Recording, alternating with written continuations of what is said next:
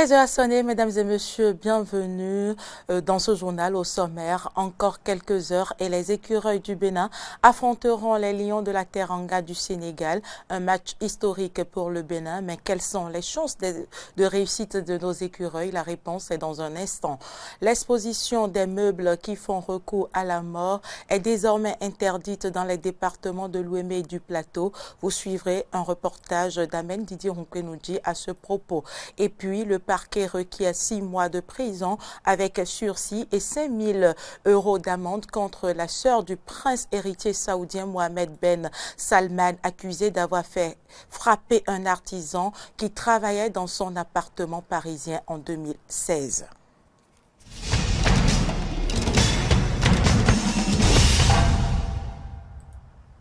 Merci pour votre fidélité renouvelée à Eden TV. On ouvre ce journal par le sport. Actualité oblige. Vous le savez, le Bénin joue ce mercredi son premier quart de finale d'une Coupe d'Afrique des Nations. Une rencontre qui va opposer les poulains de Michel Dussuyer aux coéquipiers de Sadio Mané. Les écureuils ont-ils une chance de passer devant les lions de la Teranga du Sénégal? Élément de réponse dans ce reportage d'Espoir Roumabou et de Romaric Devochi. Les prouesses du 11 national au cours de la Coupe d'Afrique des Nations Égypte 2019 se chantent depuis peu sur toutes les lèvres au Bénin, surtout après la victoire face au Maroc de Hervé Renard. Et Marc Fayon, un supporter des écureuils du Bénin, ne reste pas en marge de ceci.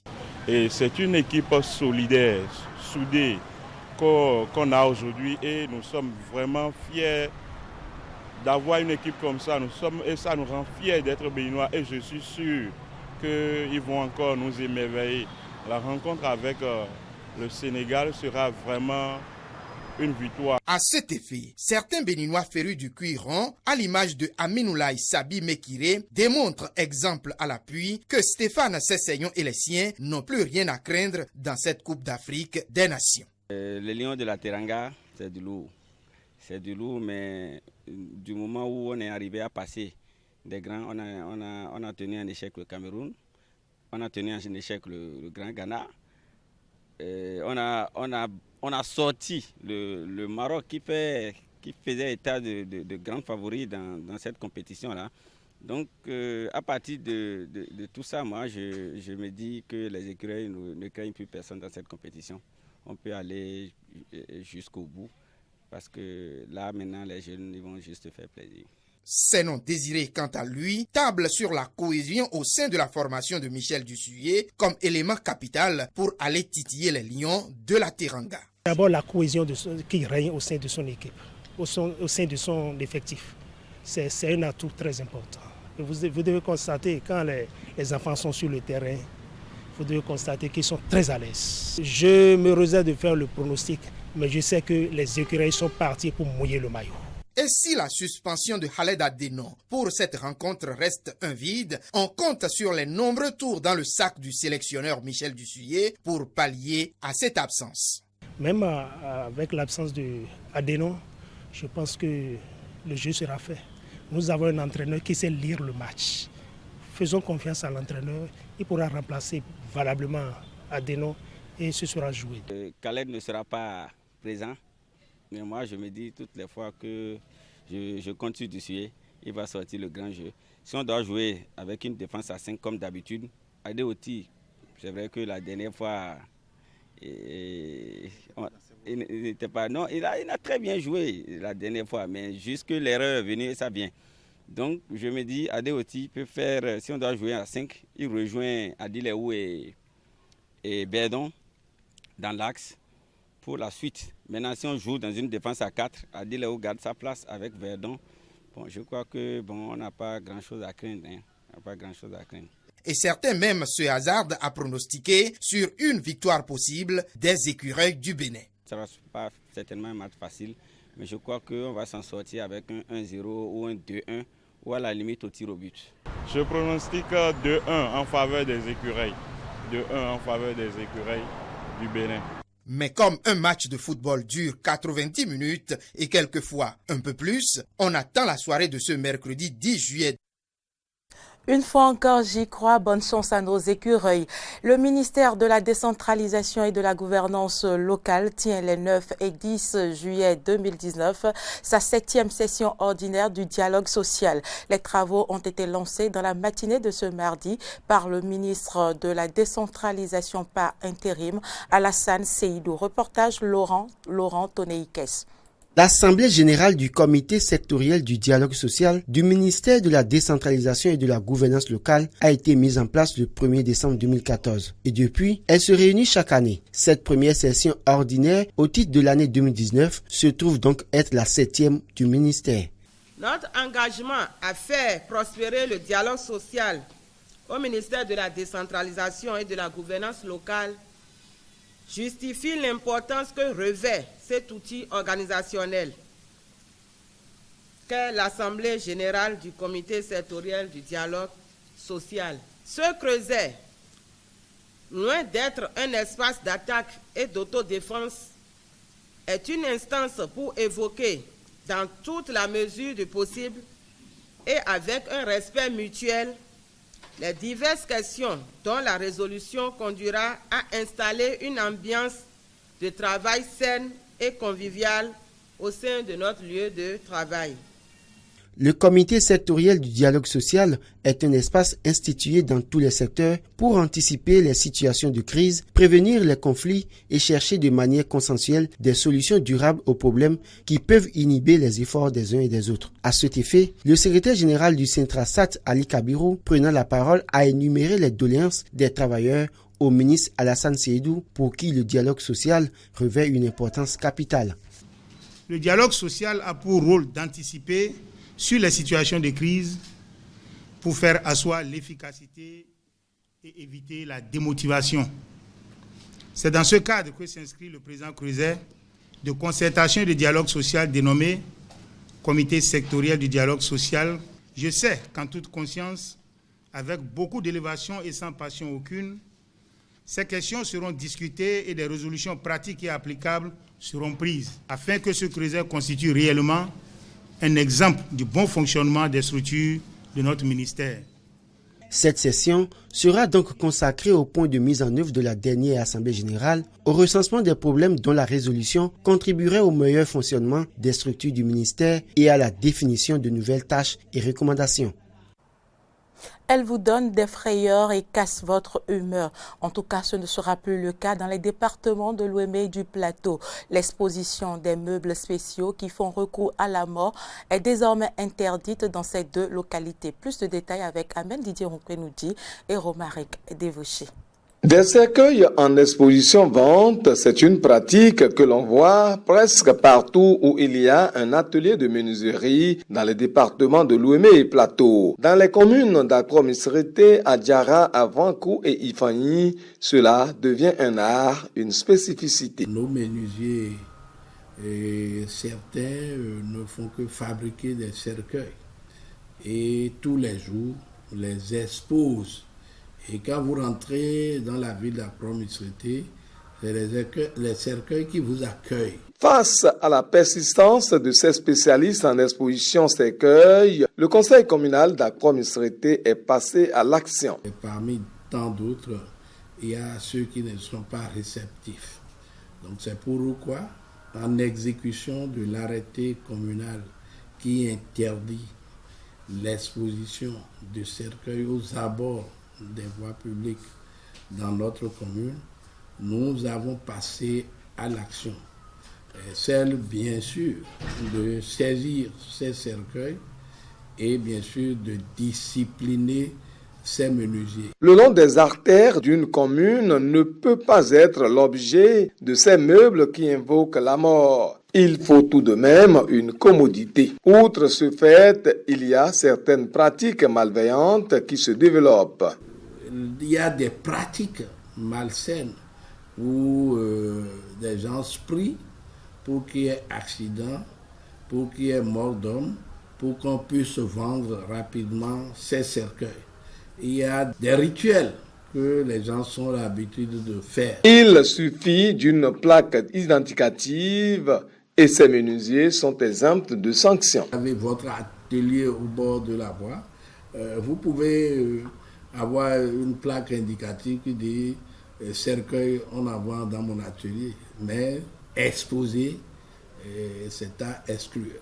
Encore que le bois a d'autres merveilles auxquelles nos menuisiers peuvent avoir recours. Nous n'avons rien contre les menuisiers. Vous savez, ce n'est pas que de cercueils qu'ils ont appris à l'apprentissage. Donc des tables, des bancs, des chaises, vous savez, des buffets, etc. Les merveilles du bois. Je crois qu'il doit penser à ça. Reste aux autres municipalités du Bénin de faire la pression pour que plus jamais le cercueil ne soit le meuble le plus intéressant à vendre.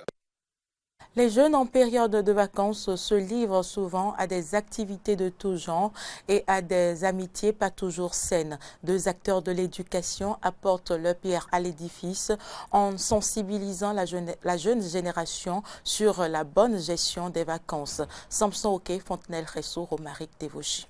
Il y a des lois qu'on doit respecter. D'entrée de jeu, je dirais, c'est parce qu'ils sont inoccupés.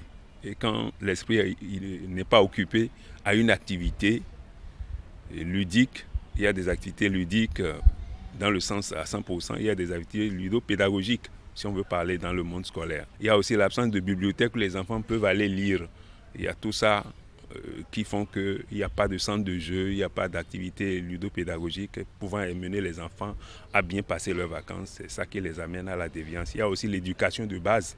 Pour pallier à ces pratiques au niveau de la couche juvénile, il est opportun de trouver des activités de distraction qui entrent dans le cadre éducatif, spirituel pour mener à bien ces périodes de vacances. Nous avons plusieurs activités. D'abord, il y a les cours de vacances.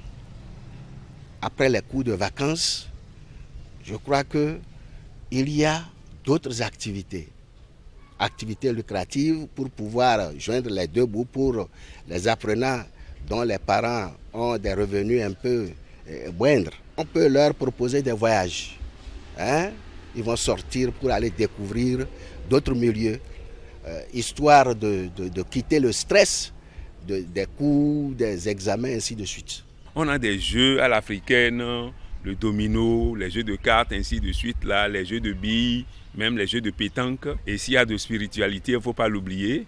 Pourquoi pas? On peut amener les enfants. Si je vais à la mosquée, j'amène les enfants à la mosquée. Si je vais à l'église, je les amène. Si je vais à un lieu de culte, je les amène. Et il faut lire la parole de Dieu et la coller aussi à l'éducation. On peut orienter la vue de la télévision avec les enfants. Choisir les émissions éducatives qui passent à la télé. Les vacances ne constituent donc pas l'opportunité pour les jeunes de s'adonner à des pratiques pas commodes, mais c'est plutôt l'occasion pour eux de faire entre autres le bilan de l'année académique écoulée et d'élaborer des plans pour se ressourcer afin de mieux démarrer la rentrée prochaine. Actualité en dehors du Bénin, un porte-parole du mouvement islamique au Nigeria a raconté sa version des affrontements qui ont eu lieu entre musulmans chiites et forces de l'ordre devant le Parlement nigérien après l'emprisonnement du religieux chiite Ibrahim Zakzaki.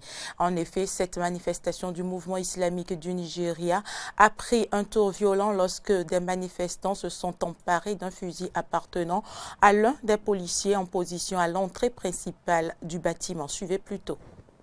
Nous sommes partis parce que notre intention était d'aller à l'Assemblée nationale pour rencontrer Ado Doguwa et son équipe.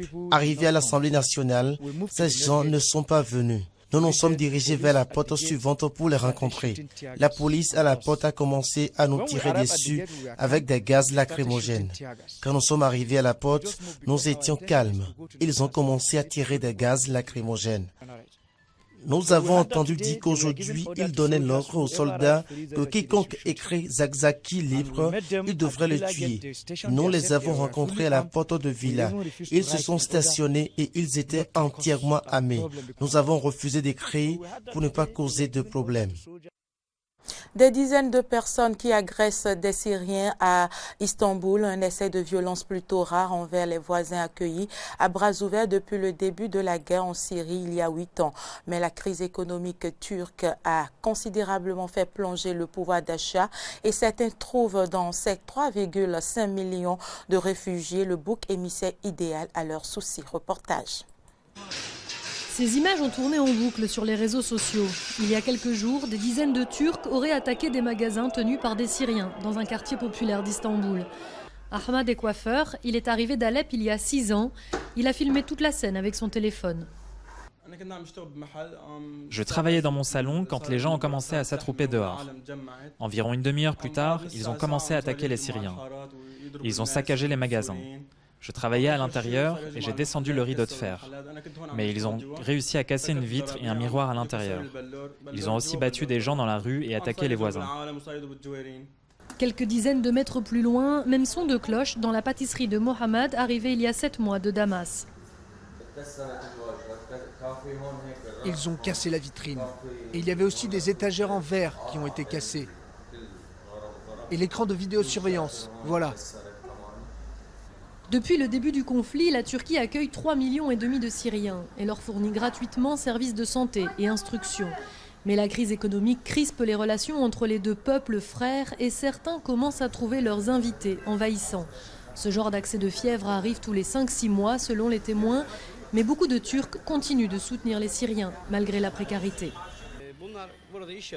Les Syriens travaillent, font des affaires, alors ça fait déjà lourd.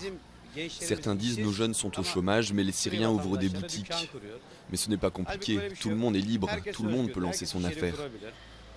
Moi je dis, n'attaquez pas les boutiques. Si vous ne voulez pas de Syriens, lancez une pétition, récoltez des signatures et allez voir notre président pour lui dire « nous ne voulons pas des Syriens ».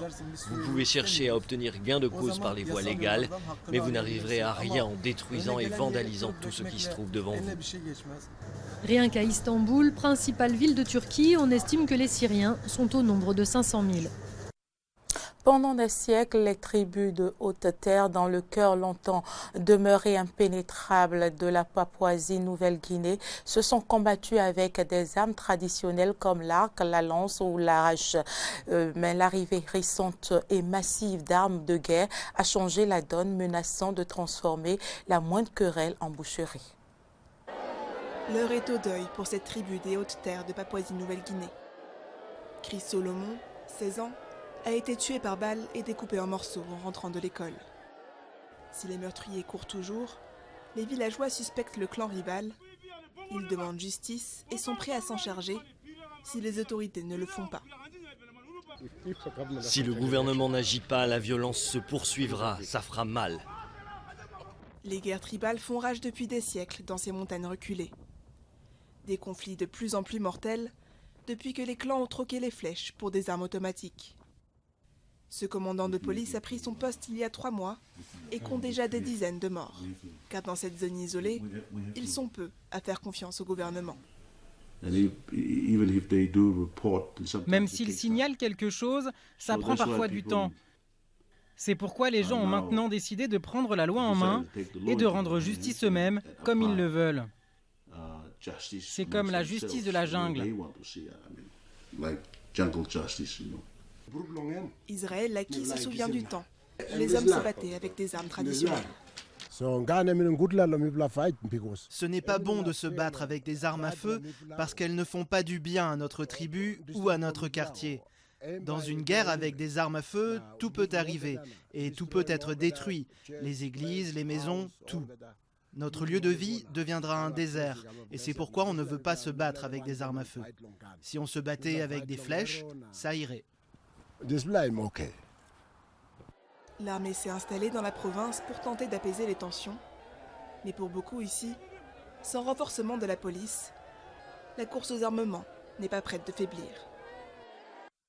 Parquet requis à 6 mois de prison avec sursis et 5 000 € d'amende contre la sœur du prince héritier saoudien Mohamed Ben Salman, accusé d'avoir fait frapper un artisan qui travaillait dans son appartement parisien en 2016. Assa bint Salman est en effet soupçonné d'avoir demandé à son agent de protection rapproché, Rani Saïd, seul présent à l'audience au tribunal correctionnel de la capitale française, de menacer, frapper et humilier un plombier appelé pour réparer une vasque.